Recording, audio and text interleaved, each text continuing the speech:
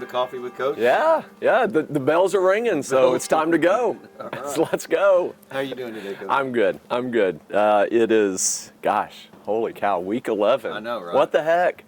I think I said it a couple weeks ago, but it is still feels this way. It's like a couple weeks ago we just started camp and it was 1,000,000 degrees and we were all melting, and now here we are. We're at the end of the season, and it's amazing to me. Every year it just seems like it gets faster and faster, but I think they say that's something that comes with age. So that's what I've heard too. Yeah, it does kind of come with age. I believe you're right. Yeah. We got good weather today. We got Last beautiful week weather. wasn't so great. Yeah. Saturday rained most of all the games. Yeah, that was kind of miserable. I know you don't like rain. I don't. So anyway, you want to jump in and talk about McMurray now? Yeah. Okay, let's just talk about absolutely. McMurray. Oh, they did a masterful job. Did a really nice job in all phases. It's interesting. I'll kind of start with the kick game because that's semi my baby right now this year, and it's kind of interesting because they've got a really good kicker, but he was spraying it all over the place, and the ball being wet and everything, we turned the ball over on special teams. That's a big no-no. Can't do that, and God love him, but Don Martin's coming in at our right wing, and he's trying to field a ball that's super wet. It just skips right off the turf, super wet, and just bounces right off. I don't know if I've ever seen that before, that it just ricochets that far off of a guy like that. It was almost like a pure onside kick. Right. And they're able to field it after a score, so they go back to back on us, and that was really kind of a gut punch right there. Right. They handled the weather pretty well, but it wasn't their quarterback was able to do some really nice things, even though despite the weather, but mostly with his legs or throwing the ball short, and their guys were able to lock on the ball. We struggled being able to get the ball out of our hand when we needed to try to throw it. We went in with the game plan of really trying to milk clock, grind. We'd been able to run the ball pretty effectively the last couple of weeks, even against Texas Lutheran. And we were going to continue with that game plan, try to protect our defense a little bit and keep them off the field as much as possible and just possess the clock and try to convert some long drives. And we just couldn't get movement up front. And kudos to them. I think their nose guard, both of them, 91 and 99, no, 94, 99. I'm looking at Coach Mackey. He's thinking of the scouting report from last week, something like that. Right. The two nose guards, though, man, just very physically dominant. We really struggled. We kept our double teams on them a little bit too long, and so we made their Mike linebacker, number 33, look like an All-American. And he's really good, but we made him look a lot better because we just refused to block him. Right. There's one clip that we come out and we triple team the nose for some reason, which is not something we do.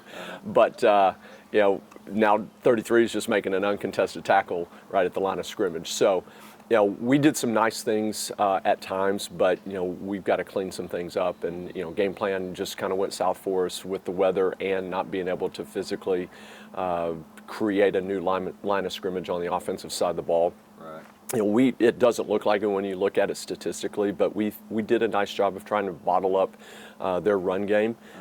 We anticipated they were going to go out and try to throw it. People have been able to throw on us a little bit, and our secondary and our coverage has definitely improved.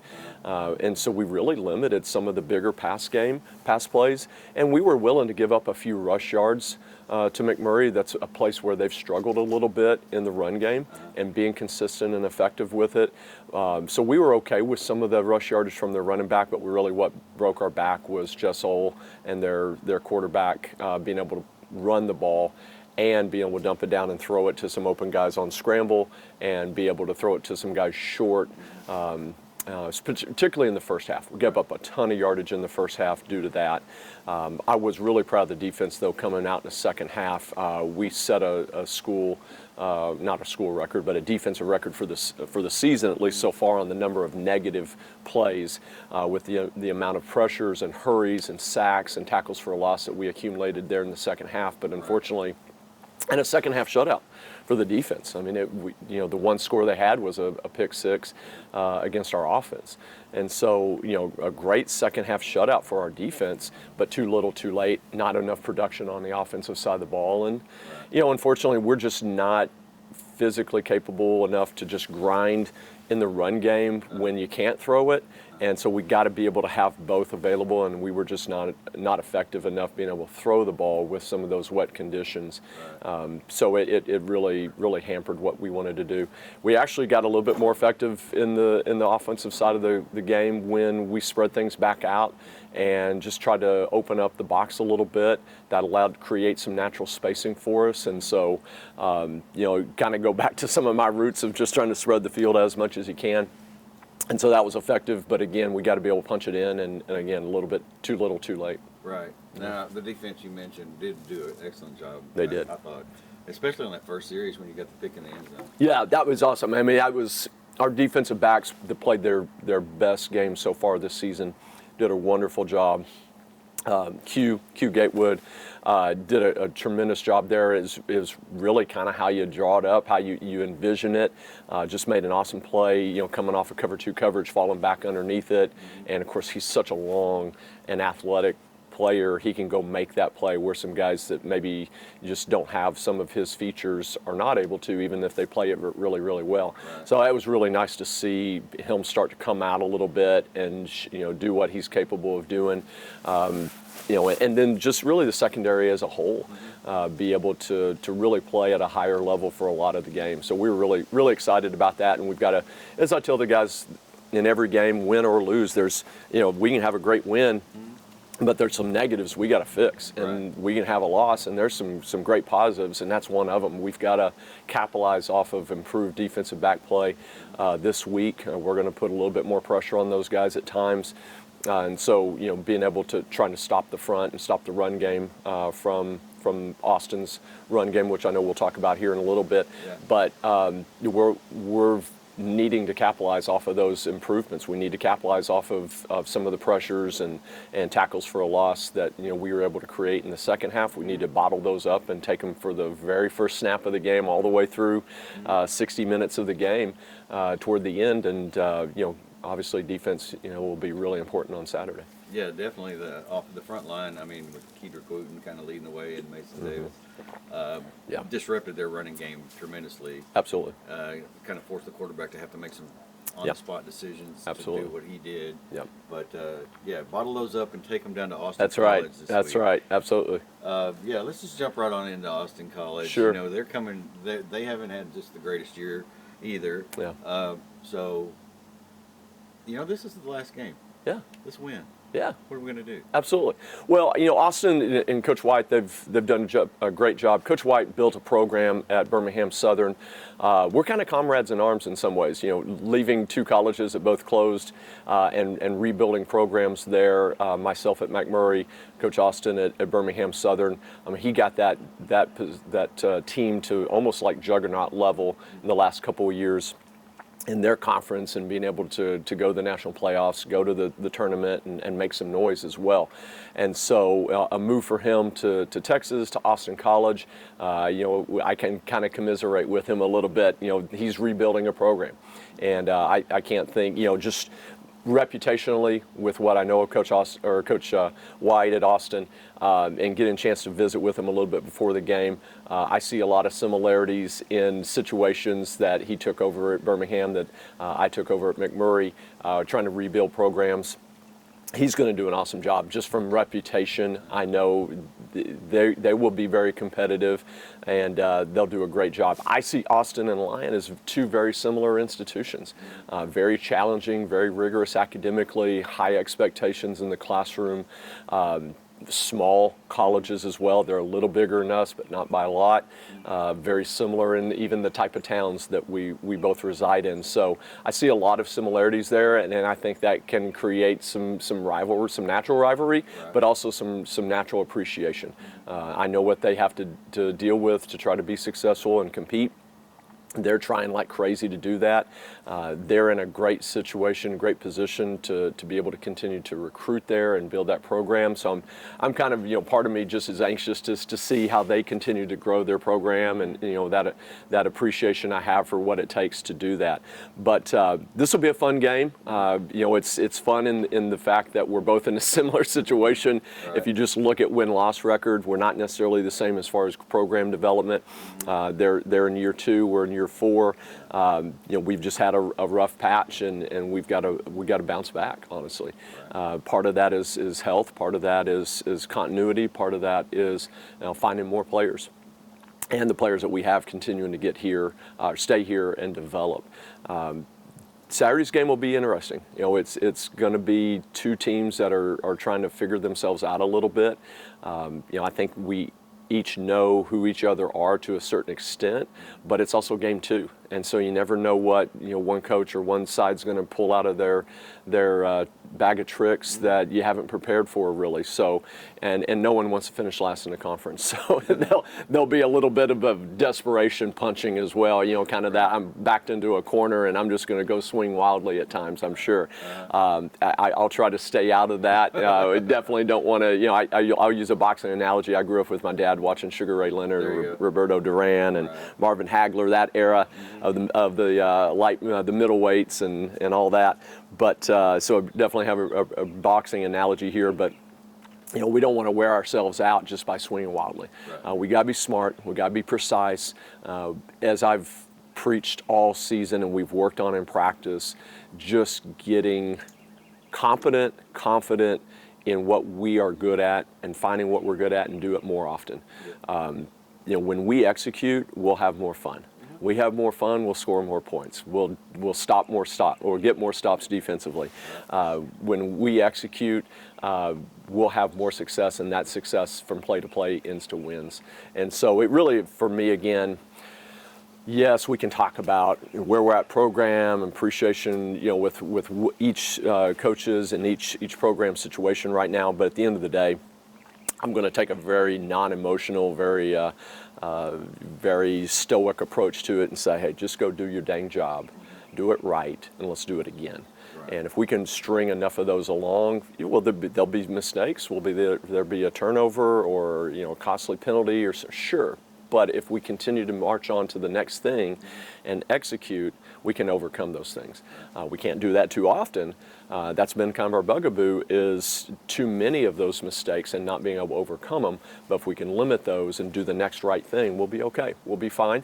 We'll come out, we'll sing our victory song, we'll have a nice little 6-hour trip back, get here at midnight, and then get ready for 2025. Right, no doubt. I know Austin College is coming off a bye week, so they kind of are rested a little bit, but they did take a loss to McMurray. Pretty similar fashion, 31-3 on that. Pretty similar game, actually. Yeah. Watching that game, absolutely. So coming into this one, we talked about the defensive line, and what's the offense going to have to do to just step it up and score our points? Yeah, it's consistency, continuity, as the 2 C's I mentioned earlier. We've got to be able to possess ball. We need to be able to hit some big plays. It's kind of, I'm going to look at this a little bit like the TLU game. I expect us to be able to establish some sort of run game. How effective that is will really depend on the 5 guys up front. Again, we're finally 2 weeks in a row healthy-ish. With that starting front 5 is the 5 guys that we started with in game 1 and game 2 that we've not had since, really.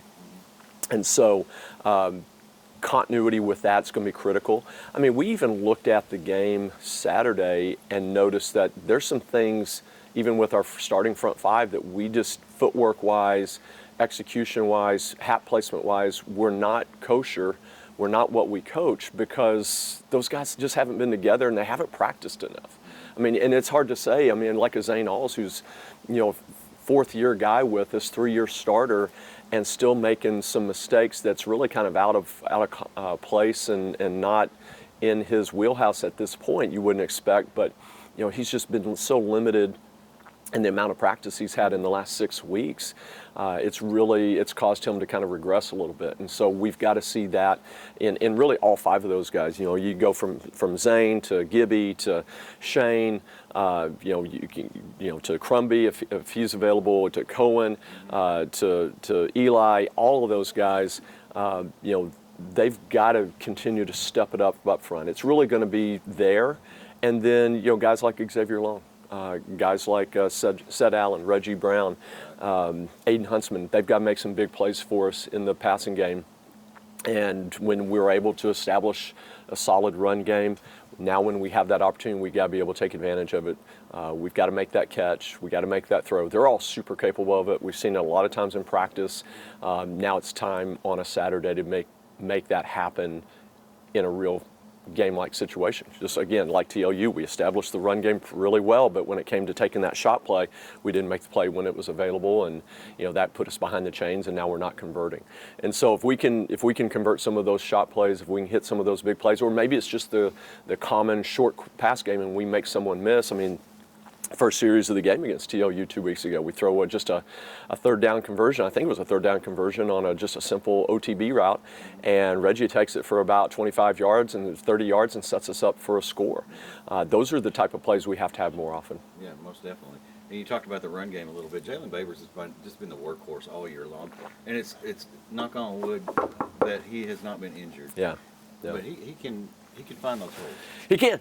He's just a really steady running back. He's and Jalen knows this. We've had these conversations. He's not the dynamic one step and I'm just going to leave people, but he can get some chunk plays, and he showed that on Saturday. It was really gratifying to see him break into the third level and start running past some guys. I was really hoping he would score on his own on that last one.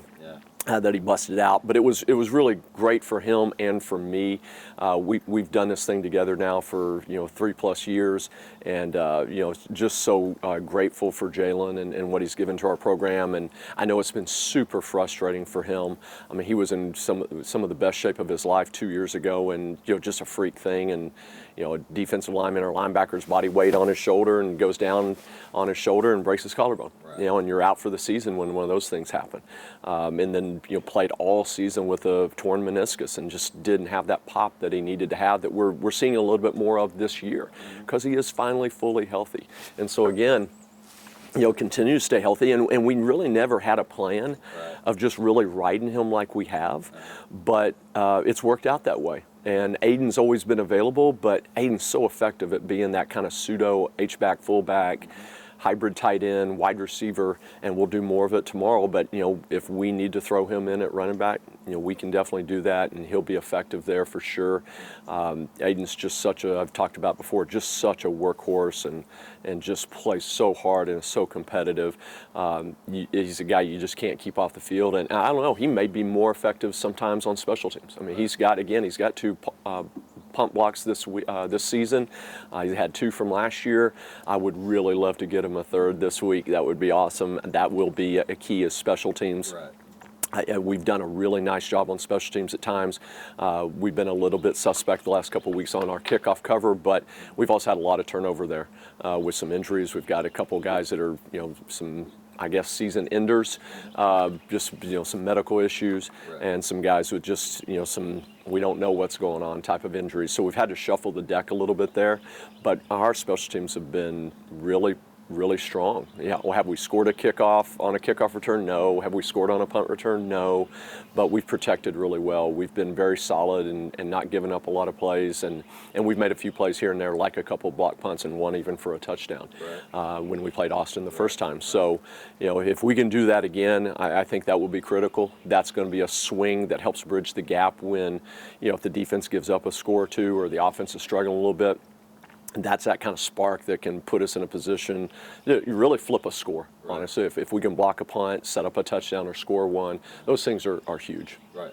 And you just took the words right out of my mouth because I was going to go into special teams. We've been doing this so long, you already know what I'm going to ask. Right? Defensively, the running game kind of got to us last time we played Austin College. A little bit, the quarterback. Talk about, what we're going to have to do to, control that, or stop it. We got to eliminate big plays. I mean, obviously, their type of offense, I think they're a lot like us. They want to try to grind some things out. They want to try to, take the small chunks of 3 and 4 yard gains, move chains, keep clock, keep the defense off the field. Our problem last time we played them was we did a lot of that. We were able to stop and bottle up their run game, but we gave up too many big plays. I mean, if you go back to it, we made number 5 a SCAC Player of the Week. We had 3 major touchdowns of 71, 75, and 75. I think it was really weird how they were all kind of the same distance, and not a situation where necessarily a bust, but fundamental issues of just tackling. Again, very first one, I can remember it clear as day. I'm looking right at it from the backside, and we got 2 guys come and fit the gap right together, and number 5, all credit to him. He's really good, really good. And he's a freshman, which is scary. He could be really, really, really good in 2, 3, and 4 years. But, we're right there to make a play, and he just splits us. We don't get our head across. We don't run our feet through the tackle, and it's 75 yards later, and it's our opening touchdown. And, we're playing from behind now all of a sudden. Last game. It's a big deal for the seniors going out. Yeah. How do you feel about the camaraderie of the team, where they're at right now, Yeah. and the seniors that are playing their last game, where they're going? Absolutely, yeah. Well, first of all, let me explain. This is a tradition we've done. Monty Lewis.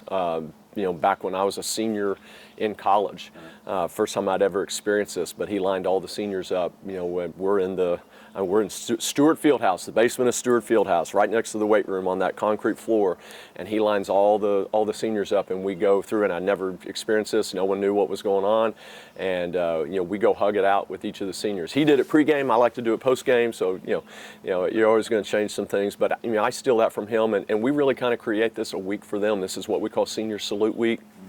We ask each of the seniors, they may only talk for 30 seconds, and it was funny. Every one of them, they got up last night, all 5 of them, after practice, and I'm going to keep this short and sweet, and they do. But I've had some guys talk for 3 and 4 minutes, and I'm looking at my watch going, cafeteria's closing soon.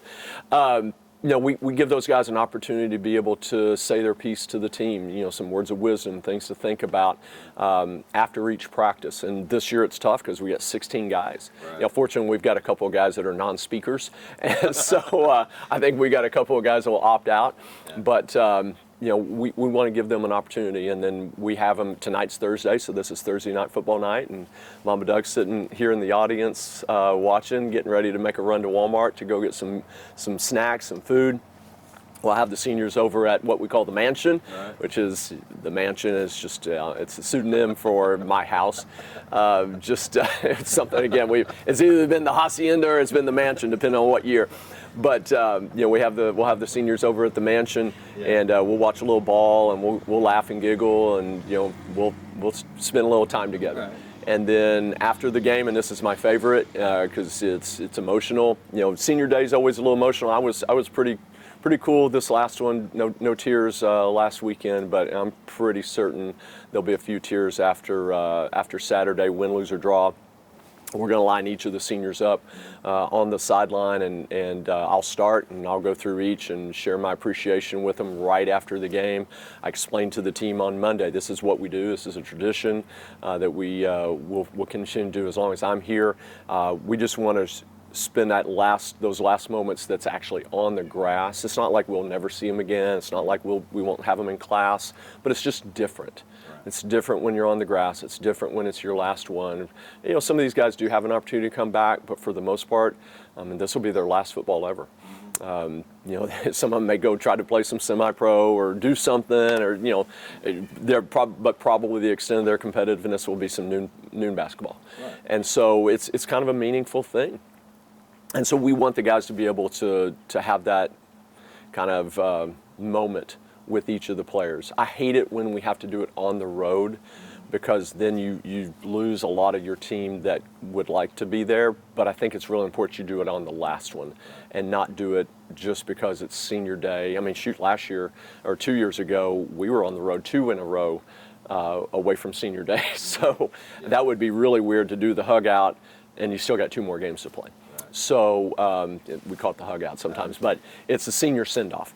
And so again, we get an opportunity just to thank yous, gratitude, show our appreciation, expressions of love, and make sure that they understand how appreciated they are. Because again, these guys, some at some level, some at another, but they've all been here for an extended amount of time and really sacrificed a lot for the team and the program and doing what they love to do. So it's not always sacrifice, but it is a challenge. It is tough. Playing college football at any level is not easy.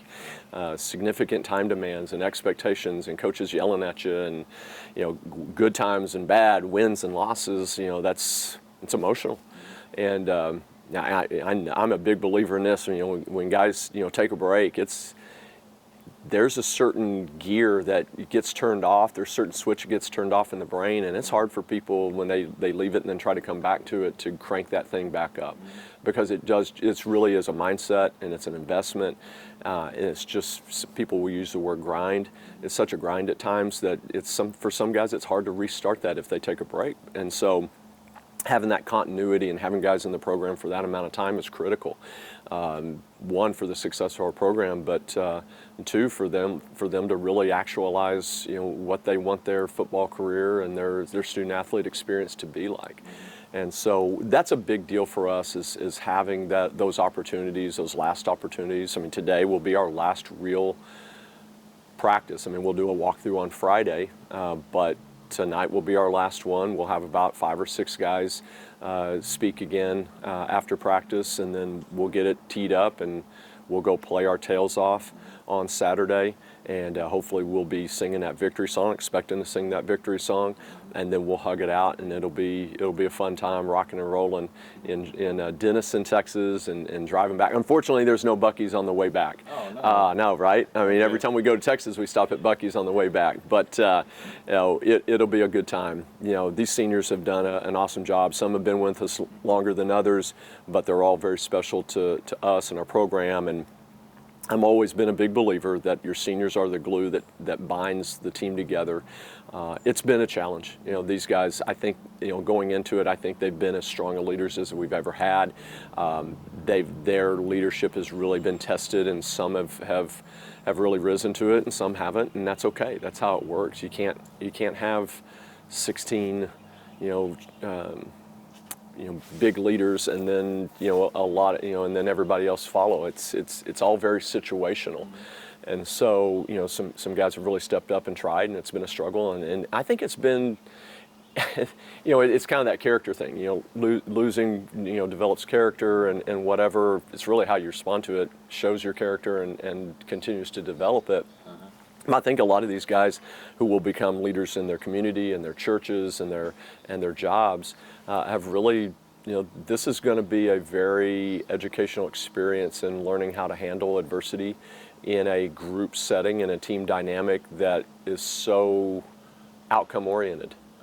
Our culture, our athletic culture is driven beyond or driven toward W's and L's, and when you're not getting very many of the W's, again, such an emotional sport, it's really enlightening to see how that affects people around you, how you react as a follower, how you react as a leader. And, I think it gives those guys an opportunity to really develop who they're going to become as leaders in the future. Because a lot of these guys, like a Jalen Babers, like Kedrick Wooten already is. Again, he's general manager of Popeyes.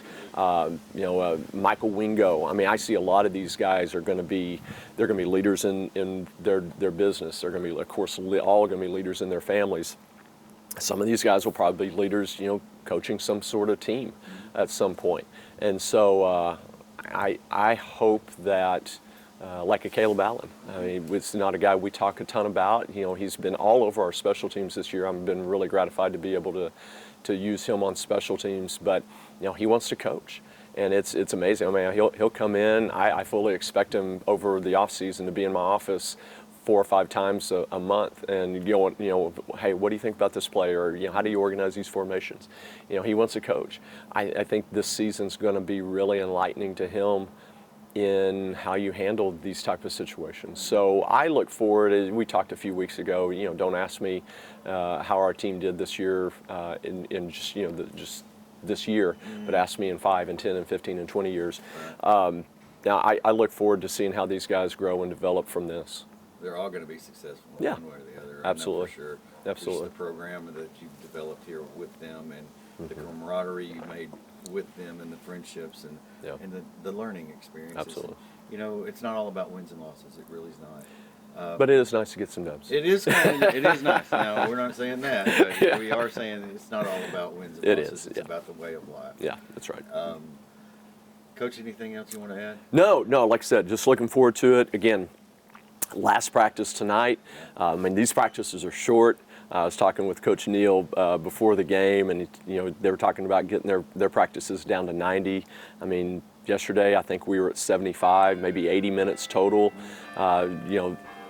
It's this time of year where it's about 85-90% mental, It's keeping healthy, but staying sharp and working on a couple new things here and there, some tweaks to things, a couple of new guys in some different spots. But it's really about keeping sharp, staying on top of things, staying healthy, staying fresh. And so we want to try to keep them off the field really as much as we can at this point, and just get them ready to play.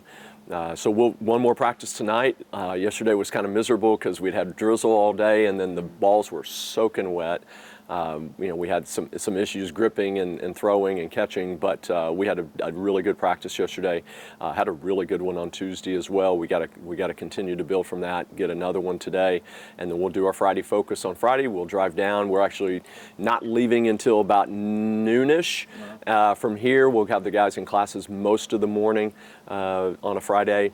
So they don't miss very much class because it's only about 5 hours and 50 minutes down there. So we'll get a little walkthrough. We'll head on down and go stay in the hotel, do our Friday night focus, and bed down and go tee it off at 1 o'clock Central Standard Time. Right. 1 o'clock is our standard SCAC kickoff time, and hopefully we'll be singing that victory song when we get done. Very good. Denison, Texas, 1 Denison, o'clock Texas. Saturday. That's It'll right. be on live stream. Watch it on lionscots.com. You can go and find the live stream and the live stats and watch right. the game. Coach, best of luck. Thank you. We know we're rooting for you always. Absolutely.